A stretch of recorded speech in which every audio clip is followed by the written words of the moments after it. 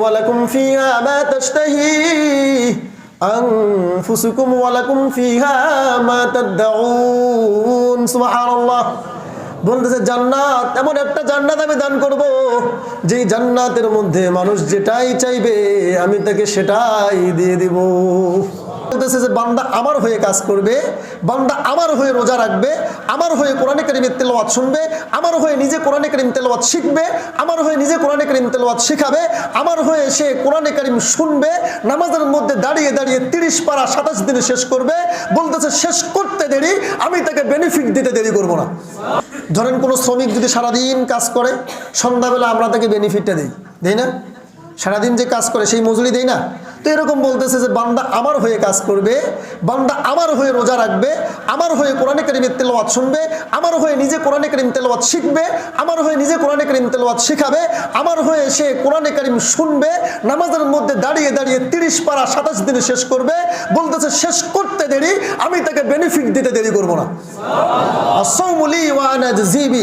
যদি সে পরিপূর্ণ ইখলাসের সাথে তাকওয়াকে ভিতরে স্থান দিয়ে যদি এই অবস্থায় সেই দিনে যদি ওই ব্যক্তি মারা যায়, তাহলে তার জীবনের জিন্দেগির সমস্ত গুনাহগুলো মাফ হয়ে সে মারা গেল।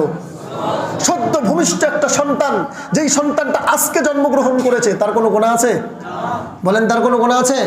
না, তার কোনো গুনাহ নাই। বলতেছে এই 30টা দিন কোনো ব্যক্তি যদি রোজা রাখে, রোজা রাখার পরে কেমন যেন তার জীবনের গুনাহটাও এরকম বেগুনাহ মাসুম বাচ্চার মতো হয়ে গেল। তাহলে কি রমজান কেন্দ্রিক আমাদের প্রস্তুতি কেমন হওয়া উচিত? প্রস্তুতি নিব তো ইনশাআল্লাহ? সূরা পড়বো না খতম? সূরা পড়বো না খতম?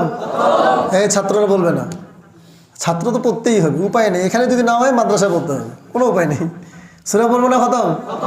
খতম। মানে এটা আমি আবার জোর করে আপনাদেরকে চাপাচ্ছি না, আমি শুধু বলতেছি এটার গুরুত্ব আপনারা নিজেরা বুঝুন। বয়স হয়েছে তো কি হয়েছে, 2 রাকাত পড়েন, 2 রাকাত বসে থাকেন, পড়তে পারতেছেন না, বসে বসে পড়েন, দাঁড়িয়ে পড়েন, বসে পড়েন, সমস্যা তো আর নাই।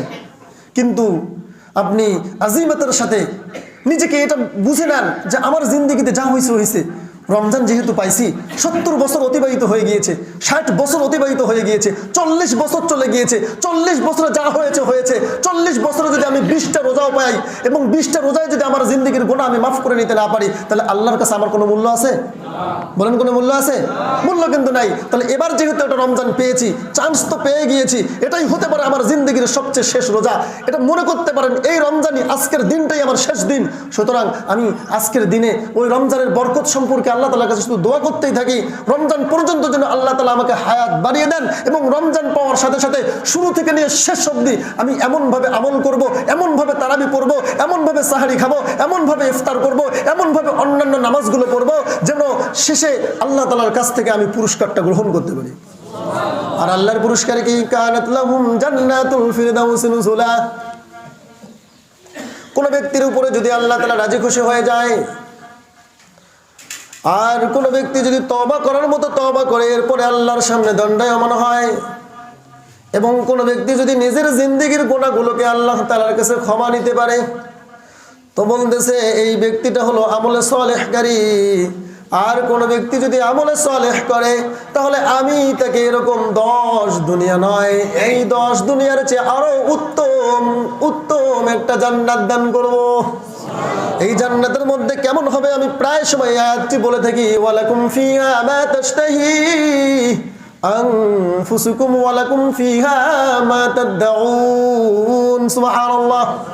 বলতেছে জান্নাত, এমন একটা জান্নাত আমি দান করব যেই জান্নাতের মধ্যে মানুষ যেটাই চাইবে আমি তাকে সেটাই দিয়ে দিব। গত কয়েক জুমায় আমরা আলোচনা করেছিলাম